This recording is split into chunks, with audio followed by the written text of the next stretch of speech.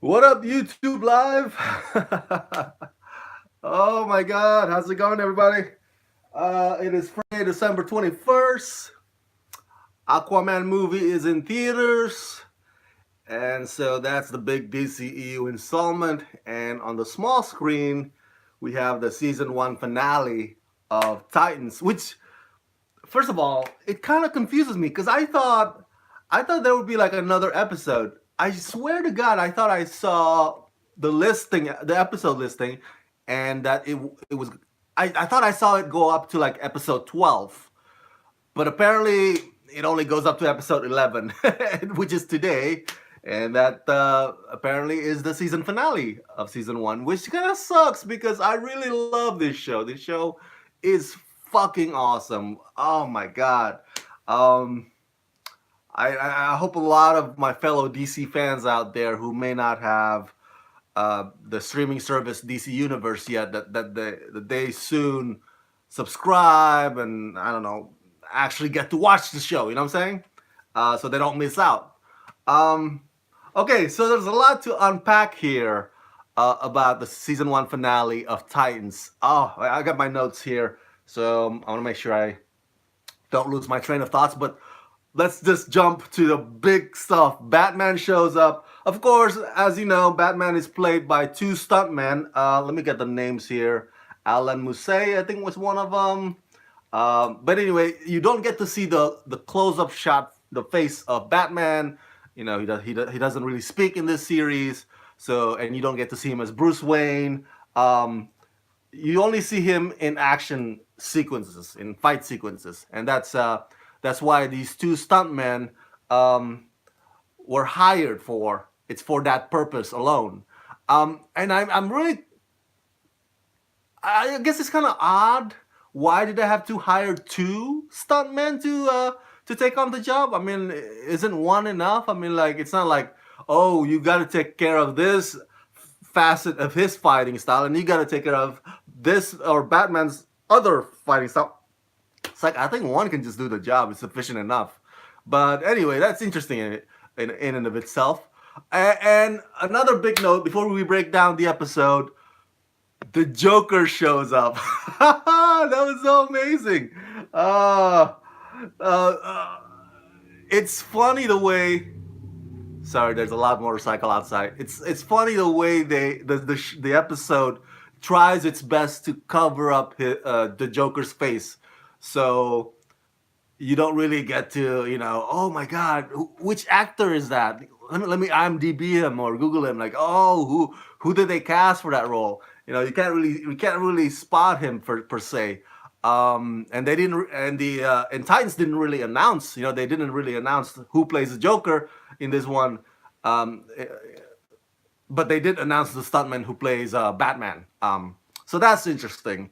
The Joker gets injured. He's in the hospital, and the Batman kills him. By the way, as you always know, with all my review or recap videos of every TV episodes, this video contains spoilers. All right, this video also contains spoilers. So spoiler alert! Spoiler alert! You've been warned. Um, and before we break down the episode, I also want to say that it's done the way the Joker shows up in this episode. It's done in a way kind of like I remember how I'm sorry, not Titan. Thanos. How Thanos showed up at the end of the Avengers movie in 2012. It was played by another actor, right? And then of course Josh Brolin got cast in that role ultimately. So I feel that my point is that if they ever bring back the Joker in his full form on Titans, but then they will announce, you know, in a big announcement who the actor would play him. Right now, it's just some guy. You'll be, you get to play the Joker when he's lying down and he's not speaking, when he's not doing much. Um, so that is so interesting in this season one. Oh my God, I can't wait! I can't believe it's already over. Oh, I love this show. I want it to. I don't want it to end. I want it for next Friday for there's a new episode. But anyway, by the end of last week, we see Dick Grayson running through the barrier into the house, trying to save Rachel, who by this point meets her dad, the demon Trigon, in his human body form, played by that actor from the series Castle. Um, and then boom, right? We don't know what happens, and then we get to this episode, and my first thought, with the whole Dick Grayson having a family with Dawn and everybody, it's like an alternate reality. I thought it was like, okay, maybe he gets thrown off into some parallel universe or something, or maybe this is not the Dick Grayson. I don't know. Maybe he's in a dream state, like, or dreamscape again, which kind of reminds us of that episode in the asylum. Remember when they try to break out Rachel's mom, Angela? Dick also has his hallucination. He meets his younger self, and so I'm thinking like maybe he's back in that state. Maybe it's a dream again. Um, but you know what? I love it. I love it. I mentioned to you before that I love episodes that are like this, that the episodes that are like the asylum one, because that's when imagination can run wild. Like, things that you don't expect can happen. This is like, or the characters that you love become somebody else. It's so trippy. It's you don't know what's coming around the corner, and I love that. I love episodes like this. So in this reality, Dick Grayson has a family in California. He's an LAPD detective. He's with Dawn. Dawn is pregnant with Dick Grayson's soon-to-be-born baby, and Dick Grayson and Dawn have a child together. And Hank is supposedly like some friend that Dick Grayson's jealous about, and Coriander is a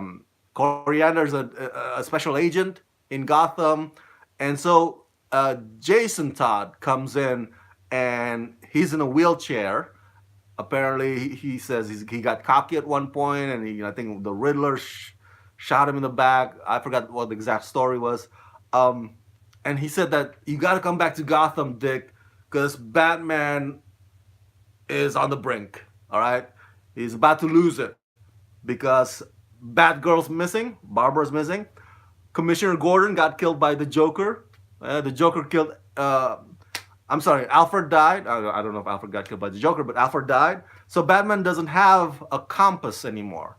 It's like, Dick, you were that compass. You're the one that can set him straight. And Dick's like, no, I got a family here in California. And you know what? My thought about that was like, if I was in Dick's position, yeah, I'd probably just sticking around with my family. I know it sounds selfish, a hero would be like, hey, you gotta go. It's like, but no, I got this beautiful house in freaking California, sunny sunshine California. Why the fuck would I want to go to dirty ass Gotham City? Speaking of which, holy crap, Gotham, man. Woo! Okay, so we have Gotham on Fox, the Gotham show on Fox, right? The design or the look of the city, as I mentioned before, it looks like 1970s New York City, when New York City was, is at the highest crime rate. Back when Martin Scorsese made movies like Mean Streets or Taxi Driver. That's how Gotham in the Gotham show looks like. And even the TV sets and the telephones are very, very retro. The Gotham on Elseworlds, we just saw it last week. Remember that, Elseworlds? Because Arrow and the Flash and Supergirl went to Gotham City and they encountered Batwoman. That Gotham looked like pretty much any other city on the CW superhero shows or the Arrowverse. It's like Star City. It looks just like National City at night. It looks like Central City at night, basically. So to me, it's not that far stretched for the production designers. It's like, oh, let's just use this, but make it darker because Gotham's supposed to be dark. But the Gotham in this show in Titans, holy shit, woo! Oh man. There's this shot where Bruce Wayne in his taxi cab, just drives through really slowly down this long ass alley or long ass small road, and then you see left and right the, not just the homeless, but also the crime. People are fucking in the in the alley. People are beating each other up. You see body lying on the floor, blood gushing out. I was like, what the hell? this is this isn't Gotham. This is a shithole. This is Detroit in RoboCop movies. Remember RoboCop movies? How dirty and nasty the Detroit city was in that one. That's what it looked like to me. Like you would not. Why would you go to Gotham City? It's like wow. Um, Seeing all those images and sightings of people in their worst behavior, if you will, um, kind of gets you wondering. Like maybe Gotham is not worth saving. Like why did Batman all these years, exert energy and exhaust himself trying to save this city that obviously keeps coming back to its worst behavior, like it doesn't want to be saved. Um, at least that's the reaction I get seeing that, and maybe that's the reaction that the show wants to give you, wants to make you think. Um, Dick comes to the hotel. The hotel is shitty as hell, rat infested, and even the butler's like, "How many hours you've been staying?" Because apparently the butler in the reception area is so used to the idea of people coming to the hotel just to fuck, not to stay overnight. either some guy with his whore or some pimp or whatever the scenario is, but he's not used to some like, whoa, you're staying overnight? Okay, here you go. Here's the room. You want a fresh sheet with that? Nobody really asked for fresh sheet. Oh, I gotta hand it to you. I gotta hand it to Titans. The the humor has gotten better, compared to the previous or first beginning episodes where it's just so gloomy and dark and depressing and heavy. The humor's gotten better. The, the way the episode occasionally lightened the mood so that you don't feel, burdened all the time, if you will. It's gotten better, so I like that, especially with the whole Dick Grayson having a like a doll tiger to keep him company. It's hilarious. It's hilarious. By this time, the commission, so Batman again is about to lose it. They even retired a bat signal. The new commissioner. So guess what? Trigon, his form in this alternate reality is this police captain, and he seems like a good guy. He actually even gives Dick Grayson in charge of taking down Bruce Wayne. And I love his reaction when Dick Grayson tells Bruce Wayne, it's like, I'm sorry, I love his reaction when Dick Grayson tells Batman is Bruce Wayne, and then Captain Trigon's like, "Get the fuck out of here!" It's like, really? I love it. I love it. Okay, so it all leads up to the Operation Wayne Manor, if you will. So it's funny to see how, because the mansion is so huge. Um, did they introduce crypto? No, they didn't introduce crypto. Thanks. Yeah, thank you though. The mansion is so massive. It's hilarious how the cops, because there were many of them, they were like running from the entrance all the way to the Batcave, because it's like it takes forever. It takes forever to get for them to get to the living room, and you can see like running. And then the next, it cut to the next shot, running. Cut to the next shot, running some more. And then Dick Grayson conveniently, stays in the van. It's like, what the hell? You don't want to get into the action? I thought this was your operation. But he wants to be the eye in the sky, I guess. But anyway, it's funny how to see them like running, because it's like so huge. Even the living room is like from one end to the next end. It's like, whoa, it's like a football field. By the way, by this time, um, I forgot to mention that Batman came back to the hospital or comes back to the hospital and kills the Joker. Um, and then he comes to Arkham Asylum and then kills the people there too. And it's awesome because again, we saw Arkham Asylum last week on the Elseworlds episode, the one on the CW, and it has a lot of Easter eggs. Oswald Cobblepot's name on it, uh, Victor Freeze, or Mr. Freeze, Victor Fries, his wife's there. There's Bane's mask. In this one, Arkham Asylum also has Easter eggs as well. Many of the villains, Batman's nemesis from Batman universe are there. I think one of them is Two-Face. We saw like Two-Face, but we don't get to see the face, because he's all bloodied up. He's all murdered now. So the face is heading towards that direction, and you see the coin. Oh, my point is that if you are a Batman fan, I'm a Superman fan, all right? But if you are a Batman fan, you would be so geeking out at the Easter eggs in the Arkham Asylum sequence in today's episode of Titans. Just like you were geeking out in that Arkham Asylum on Elseworlds. So kudos, good part on the Titans producers and writers part.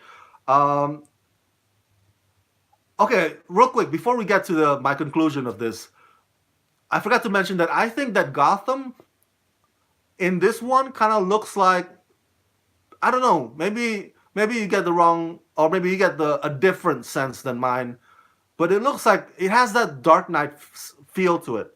Christopher Nolan Gotham, it has that feel to it, at least for me, especially when Dick Grayson was like, okay, because Joker was dropped onto the car, right? And it's like, okay, you gotta look at the skyline, you gotta look at on top of the roof, because he was dropped from there. And then the captain says nobody gets access to the roof at this time of hour. And then you see like the cameras is panning, towards the buildings up high. I get, it gives me that Dark Knight sense again. It feels chilly, yeah. Hey Tyler, now it's time for Doom Patrol. That's right. I am really, really sad that this is the season finale. I'm really sad because I really want to wake up next Friday to a new episode, but we're not gonna get any. Until whatever season 2 is. So they come to the Batcave. They want to take Batman down. They even come up with like, all our bullets are tranquilizers or whatnot. They're not gonna kill Batman. Yeah, they're not gonna kill Batman, but Batman's gonna kill you. And Batman is not joking. No pun intended. He is serious. He kills everybody with his batarang, slicing the throat, slicing the face. Man, he even like shoots a cold gun on Coriander. Wow, that is a vicious sequence. And credit to whoever the director, man. I can actually see and enjoy that sequence really well compared to, for example, the hallway scene in the previous episode, or the hallway scene or hallway fight scene in the Asylum episode, where it's like too dark and it was not well shot. In this one, actually, like, wow, okay, I like it. I like the sequence here. I like the choreography. I can really enjoy the fight. At least for me, I did. So yeah, still don't understand though why they had to hire 2 stuntmen for that job. I think 1 would be sufficient enough. And then they blow up the banner or Wayne's mansion, and then Dick comes in and kills Batman right in the neck. Oh my God. Fucking brutal, man. Gnarly. This is a vicious episode. Wow. And then bam, because throughout this episode, you see like flashes like, whoa, giving you, or reminding you that this is not real reality. Like there's like vibration of flashes like, oh, as if the reality is about to break.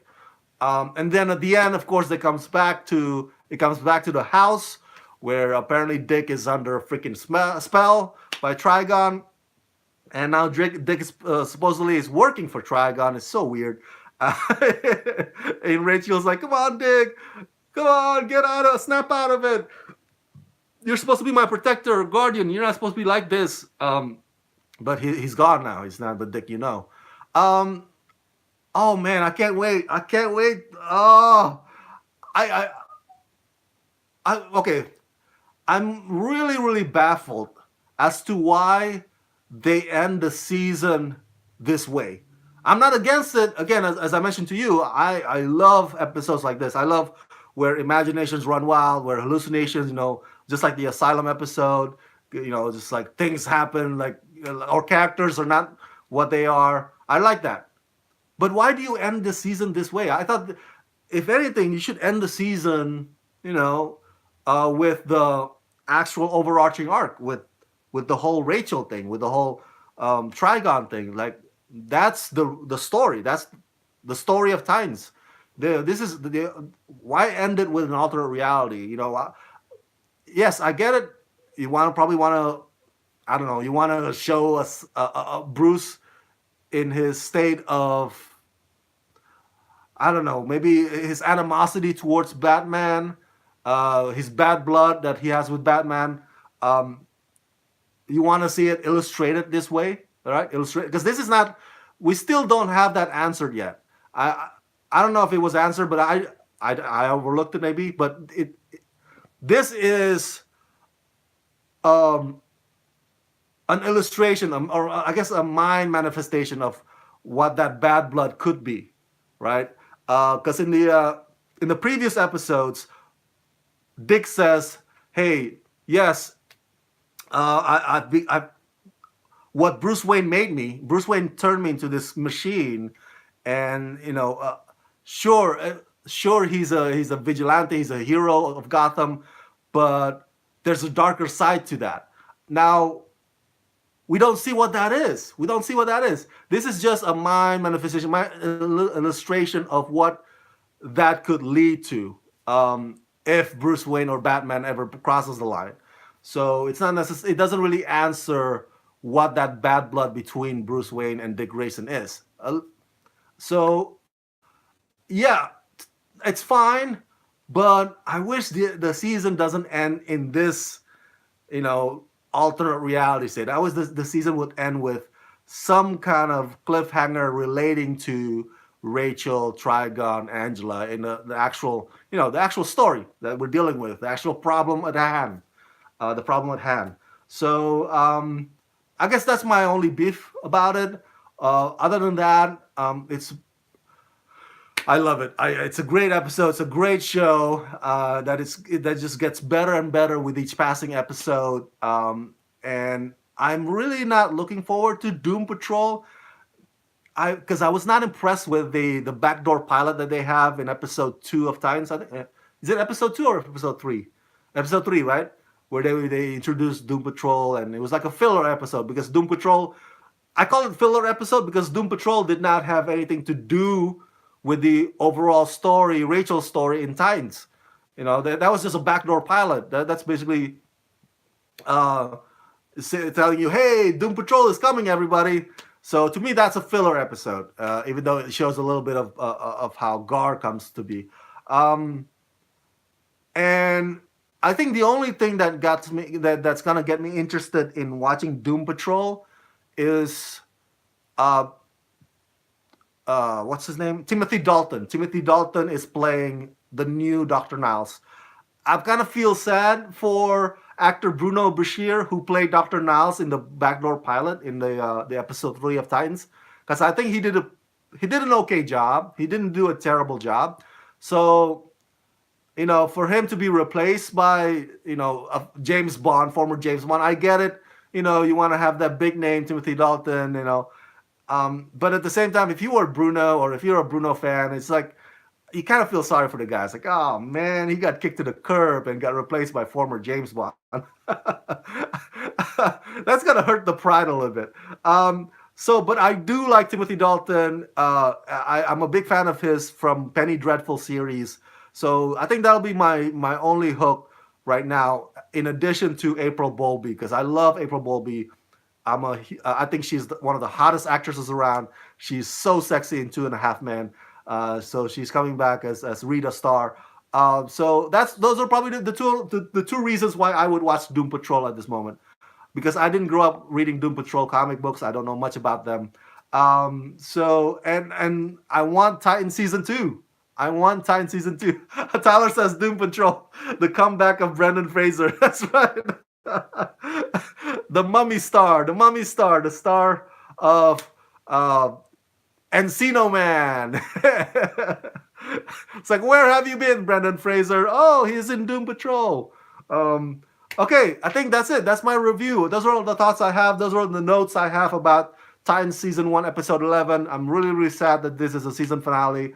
I guess you won't be seeing me doing this live stream review every Friday until Doom Patrol. I will do a Doom Patrol review every week, and I will do the Young Justice Outsiders review. Young Justice Outsiders is coming, the new season. Oh, I love Young Justice Outsiders. So I'll be doing that as well. So hopefully my fellow DC fans out there who haven't watched the Titans, please go watch it. However you can, if you can subscribe to DC Universe, or if you want to use your friend's DC Universe subscription, whatever way you can, please check out Titans. Do not miss out. This is a fucking fantastic show. Yes, awesome. Let me know your thoughts in the comment section below, and subscribe to this channel, and support me on patreon.com/ramascreen. That's patreon.com/ramascreen. Thank you, my fellow DC fans. Let's rock this.